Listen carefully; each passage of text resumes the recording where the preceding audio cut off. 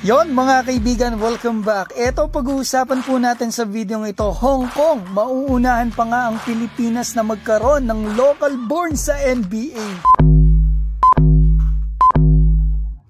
Simulan natin dito. Kaibigan, noong nakarang araw lamang po, October 28, nagkaroon ng draft dito sa NBA G League. At dito nga po ay na-draft third overall pick ang player na pinanganak at lumaki doon sa Hong Kong.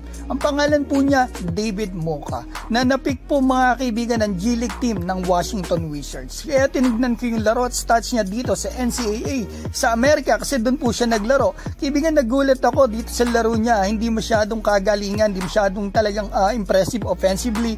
Mga kaibigan, ang baba pa ng stats niya, kita naman natin. Pero maganda mga kaibigan yung height niya, 6'10 at 7'3 ang kanyang wingspan. Maganda rin ang kanyang depensa at rim protection. Siguro yan yung nakita sa kanya ng G League team ng Washington Wizards, kaya siya kinuha at nakuha ng mataas dito sa draft dito sa G League. Kaya naman malaki po talaga ang chance nito na makapasok nga sa NBA. Nandiyan na po kasi kaibigan ng pinakamalapit, two-way contract kapag maganda ang nilaro niya dito sa NBA G League. So posibleng maunahan po talaga ng Hong Kong ang Pilipinas na magkaroon ng born and raised sa NBA. Take note mga kaibigan na mahigit 7 million lang po ang population ng Hong Kong. Ang Pilipinas po ay halos 118 million na ngayon. At extra kaalaman ko lang, may mga Pinoy na po na na-drop dito sa NBA G League. Nandiyan na kauna-unahan Japet Aguilar, pangalawa si Bobby Ray Park, sumunod na si Kai Soto, hindi naman na-drop pero ito ay nakarating dito sa NBA G League. Kiefer Ravena, at the same time na-drop pa yung Remy Martin. Pero hindi nag-push through dito ang ating kababayan na si Kai Soto dahil na rin sa pandemic at decision po ng agent ni Kai nung time na yon. So ang tanong, pwede pa ba kaya si Kai Soto na maglaro, magpa-drop dito sa NBA G League? Base po sa mga nabasa ko mga kaibigan, yes, pwede pa po magpa-drop si Kai Soto dito sa NBA G League sa kabila man ang nangyari sa kanya sa Ignite. Si Jack White nga mga kaibigan, ang kalaban ni Kai sa NBL, nakuha sa NBA dito sa Denver Nuggets, nag-champion pa.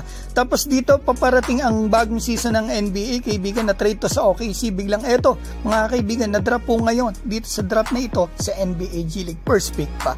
At bakit nga ba magpapadrop pa si Kai dito sa NBA G League kung makakakuha naman po si Kai ng two-way contract or exhibitan contract next year via NBA Summer League, di ba mga kaibigan? So magtuloy-tuloy lang po talaga si Kai Soto sa pagsusumikap at huwag susuko. Try lang ng try dito sa NBA, makukuha din po siya dyan sa NBA G League or dito sa NBA. Kung maunahan man tayo mga kaibigan ng Hong Kong, kasi basically medyo lamang sa ating ngayon sa NBA ang Hong Kong kasi meron na silang na-drop doon sa G League na napakataas. Kung maunahan man nila tayo mga kaibigan, okay lang po yun. Basta ang mahalaga, magkaroon din tayo at yun po ang ipag-pray natin.